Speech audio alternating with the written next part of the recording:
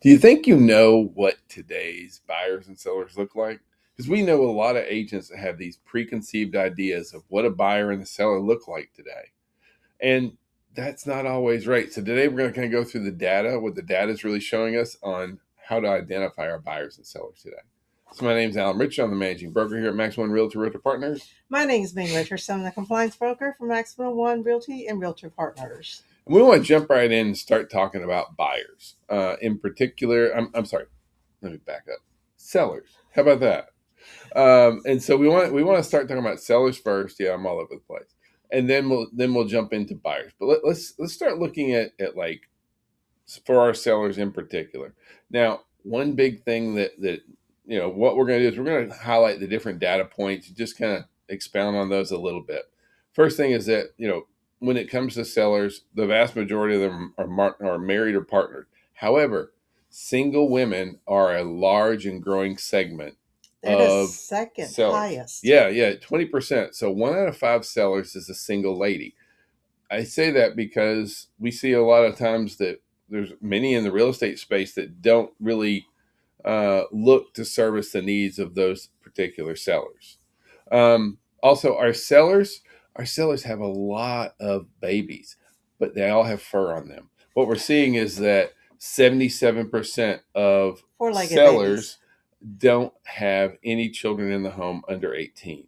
So that's been kind of a big shift that a lot of people are really thrown off. 3 out of 4 sellers have no kids in the home. 3 out of 4 sellers do have pets, but no children in the home, and that's kind of a different thing because everybody thinks, oh, because a family, that's not necessarily the big deal.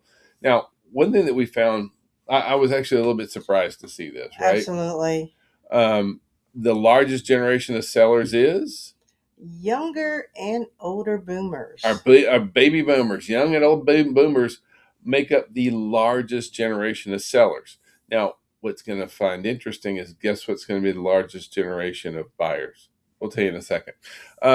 Now, for our older boomers tend to stay in their house for About a 15 long time. years. Yeah, Yeah, a good long way. little over the Yep. average. Now we also went, like NAR went and polled, and they asked the sellers, well, what do you expect to sell? Because we've seen a real shift in our market, especially over the last 6 months. About 46% of them think that they'll get what their asking price is. Now, the interesting is about 37% think they'll get more than their asking price. Yeah, only about 11% think that they're going to get less than their asking price, and that right there states kind of the thing that we're seeing on the market as with like in real time. Correct. The challenge for us is that right now we're in a different market than we were several years ago, and the number of buyers are not nearly as many. At one point, it was a seller's market. It's not a seller's market now. No. Depending on the price point and the location, it is a balanced market to being a buyer's market.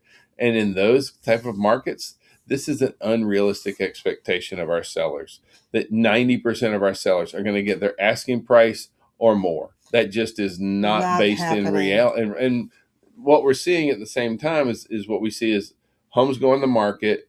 The good homes go fast. The older homes sit until they get reduced. And so we're seeing a lot of old inventory on the market right now. Well, it depends on property condition as well, location, and the average price.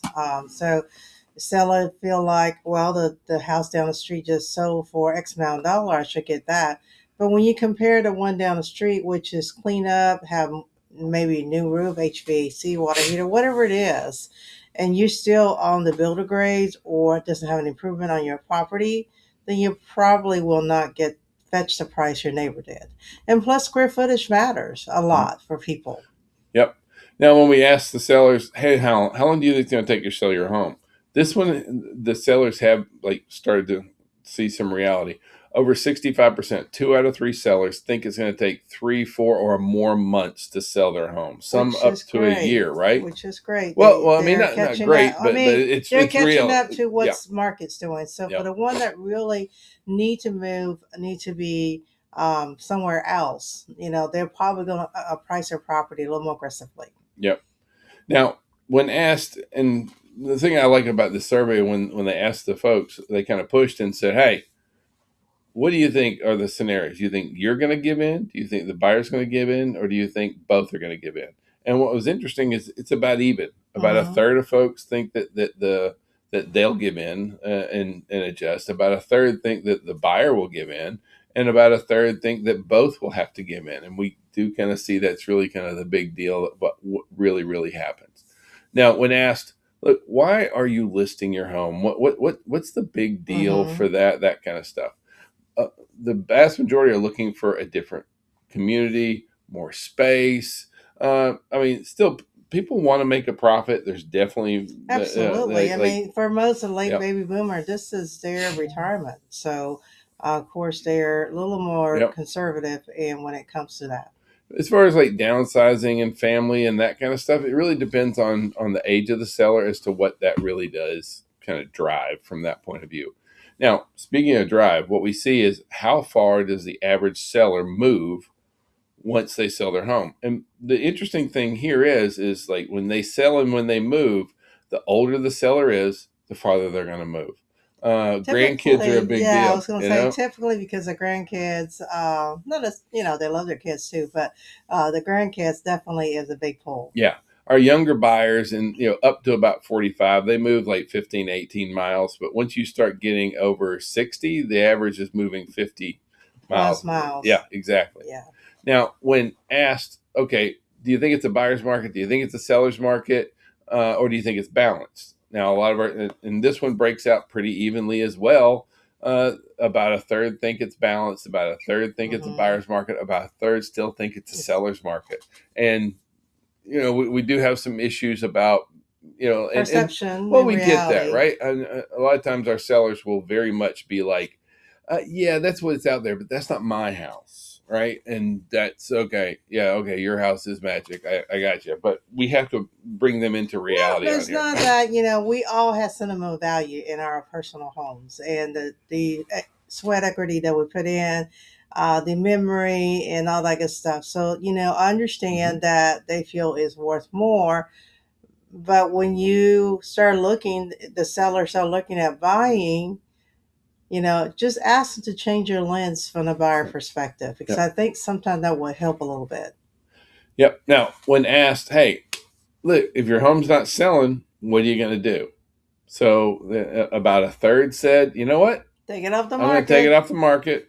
About a third said, Let's reduce the price. yep. And then another third said, nothing. I Nothing. don't know what I'm going to do. Just Yeah, I'm totally like lost. I'm Yeah. waiting for the perfect buyer for Yep. my Yep. They're house. just going to wait it out kind of stuff. Now, what we do see is that the reality of price reductions is very real. You take all that into account and then you put in what percentage of sellers took a price reduction, and it's going to be staggering. 91% of sellers recently took a price reduction. So Hmm. when we go back and compare that to how many people thought they're going to sell at or above, and the reality is 91% of sellers took a price some sort of a price reduction. Correct. And then it's not just a price reduction. That's the thing that we have to make sure that we are explaining to them. We have to make sure that they understand that it's not just a price reduction. It's that. Sorry, we have technical difficulties. I got to turn off my phone. But it's not just a price reduction. Now, all the other incentives that come along, because the longer the house sits in the market, the more that we have to sweeten that deal, make it good for the buyers at that point. And that's one reason why some seller will take it off the market for a little bit Yep. and then re-strategize with their agents. Yep. And sometimes agents, if you're really good in coaching your client, then they would listen. But if not, they'll move on to another agent. Yep. Now, when it comes to are you a first time seller or a repeat seller? 3 out of 4 sellers are repeat sellers. Only 1 out of 4 is a new seller. Even though I say that, at the same time, please understand that even if you sold a home before, the market that we're in right now is not like the markets in the past. And so, education for agents has to be just a really important piece that they are Absolutely. bringing into to the whole home selling scenario. Now, when they sell a home, what do they do when they buy a home? So, what we see is that the younger buyers or the younger Hmm. sellers move up. The our middle age stay pretty much the same, and our older sellers, not surprisingly, They're moving down. they move down, but not much. Okay. Not really. Yeah, I mean they move down about the size of a walk-in closet. So now our younger sellers, when they sell, they tend to move up pretty significantly, almost 500 square foot more jump is what our younger sellers do. Our Well, older sellers nine move out of down. 10 they Yeah, have either a growing family yeah, or the property they were in was really small. yeah. Now this next data point is one that should be near and dear to our hearts, and that is overall how satisfied are our sellers with the selling process. And 66% were very satisfied. That's great, realtors and real estate agents. Except for it's not. For 66%, it is great. But that means that there's 34% that were not very satisfied. When you ask this question, you're either very satisfied or you're not. And so Well, that means sometimes it can be someone that means 2/3. satisfied, meaning like it's okay. Well, But I think the reality is that a third of our buyers are not very satisfied with the process, and I think it lies on us to make sure that we are doing a phenomenal absolutely. job on there. So, how do our sellers find us? Well, Referral, referral, referral. I'm telling you, that is the key. 2/3 of sellers found their agent from either referrals and past clients. Bottom line. So, like when we work on when I see agents do all these different things to generate leads, and they don't call the folks in their database, and they don't reach out to people that they know, and they're not talking to their sellers, it's like you're missing the boat here. That's the really important thing. Now, the great news here is that 80% of sellers go with the first agent that they meet Mhm. face to face. So for real estate folks, it's about being first and meeting them in Remember, there. our business is about relationship. There's often time you may have a seller or client that will not go with you, or Yep. whatever it is. They just feel off. Yep. But that's one thing we have to do is read their body language, and really listen carefully to what they're asking versus what we think they're asking. Now, when that seller originally bought their home, how many of those sellers used the same agent that sold them their home to help them sell their home? And this one is staggering because almost half, 49%, used the same agent, 51% used another agent. We're not doing a very good job of keeping up. Well, and Is really the I'm bottom guilty line. of that sometimes, Yep. and just want you to know that there's time where like our friends, oh yeah, we just saw our house, and we're like, Yeah. it's a shot to the heart because we know them, and but at the same time, if you just keep up with your friends and just if nothing else, and then sweet little text message Mhm. once in a while. Get up in the morning, Monday morning, or whichever day you pick. Send out 5 cards. Now, You what do know, sellers want most from real estate agents? This one has been over all the years. This one stays so consistent. But the top three change from year to year. And they always want the same three things: help me market my hmm home, help me price my home, and sell it within a specific time frame. Timing, pricing, marketing. That's your big absolutely. three. And some years it's timing, some years it's marketing, some years it's price. It just kind of depends on the year, but it's always those top three for my entire career. Understand, it's always the top three. When it comes to most important factor in choosing us, our reputation. Are we honest? Are we trustworthy? Are we knowledgeable about the process? Can we speak intelligently of it? Do we know the neighborhoods? That's the kind of stuff that is so crucially important for us to make sure that we are carrying forward out here. Now let's talk about buyers. Do it. Let's change on there. So Yep. So let's flip the other person, let's flip the the switch. lens. Yep. Okay, let's look at the other lens. Now, earlier we said the largest group of sellers is boomers. What's the largest group of buyers? Boomers. Boomers. Yeah. So our younger and our older boomers together make up over 40%. Like 42% of all buyers are younger and older boomers kind of stuff. Gen Xers make up a decent group at hmm 25%, but still the boomers are the large. And this is our first paradigm shift that you need to get as a real estate professional, right? Understand that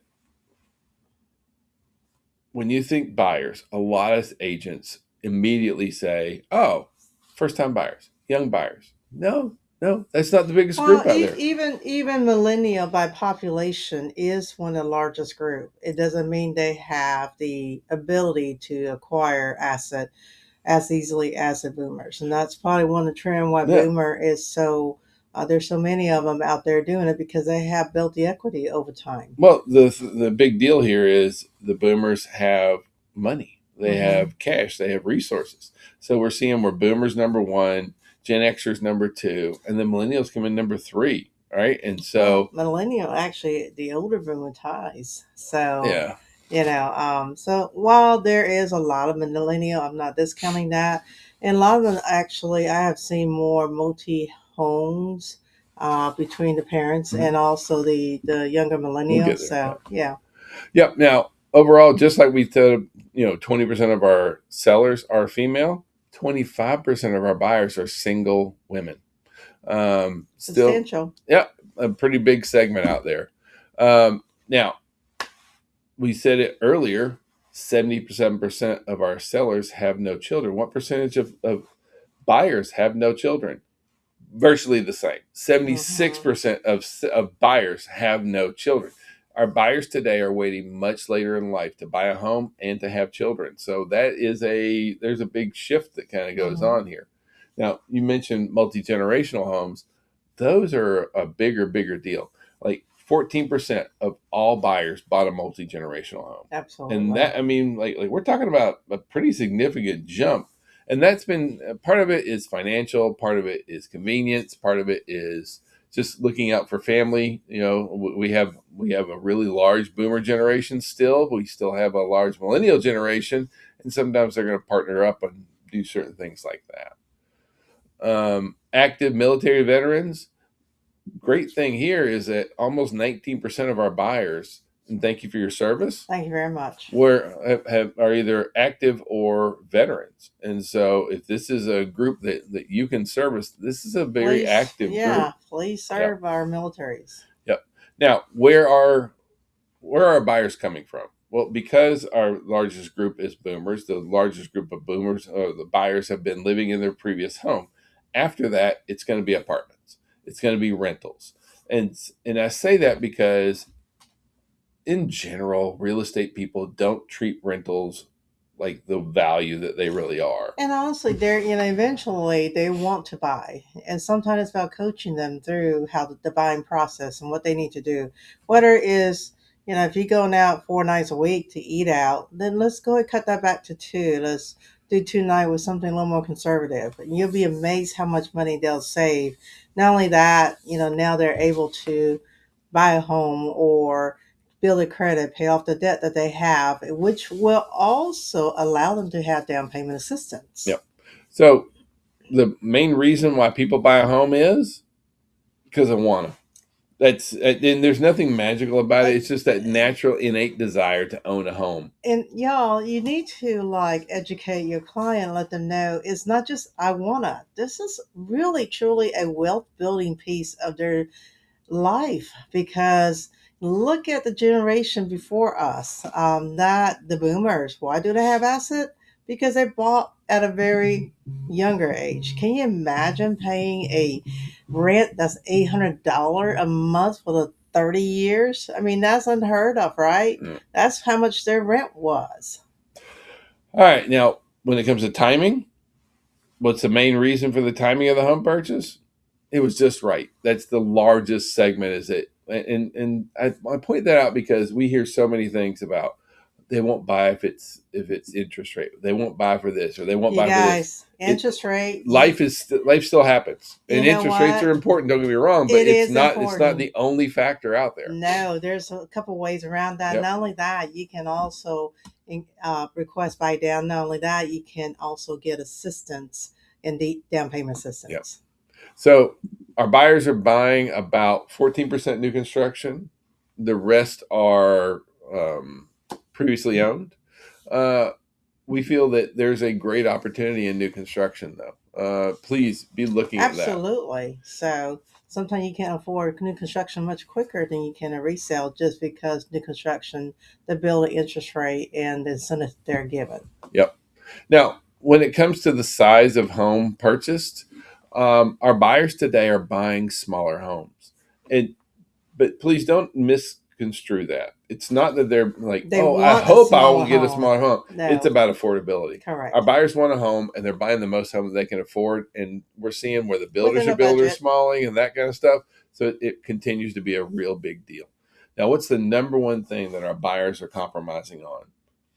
Price. Mm-hmm. And this is one that we have to be ready to show a little bit of empathy about, because they are also going to adjust condition, size, style, lot size, but when you talk about what do they compromise on, affordability. It's Correct. all about affordability. That's going to be the big thing. Now, just like when we talked about with the sellers, The satisfaction rating for Yep. buyers, so how satisfied are our buyers overall with the whole satisfaction? about 60%. Almost 60% are very satisfied. And that to me is a gut punch, because that means that 40% are not very satisfied. There can be a lot of other mitigating factors for sure, but anyone that wants to build a long-term repeatable business and only 60% of your people are very satisfied, it's not a business that's going to be lasting long. So we got to make sure that we are doing a really good job. Now, when you say, okay, buyers, what do you really want from us then? What's the big deal? They want to find the right home to purchase. Find me a house. Find me a house that I want within my price. And sometimes it's not always price.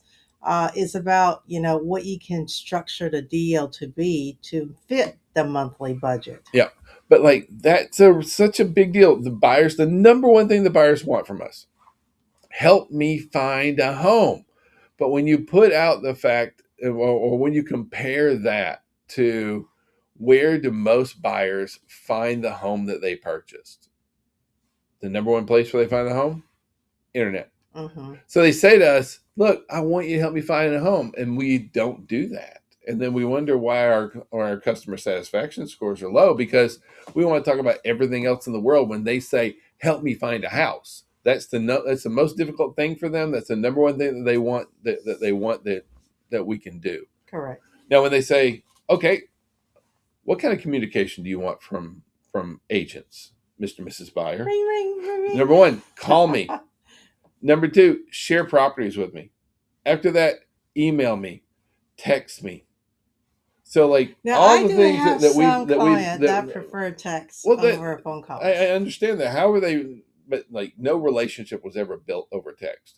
That's true. Even with a text, it needs to end up with an appointment. You're gonna misconstrue sometimes the message in there. But the bottom line here is that for years, for eons, Ming and I have told agents, they're like, I just don't know what to do about business. Call your clients, text your clients, email your clients, and send them properties. And guess what the clients tell us? Same Call us, text us, email us, send us properties. The exact same thing here, right? And so that's a really big deal. Now, we already said that internet's where they find their home. What's the very first step that they do when a buyer's looking for a house?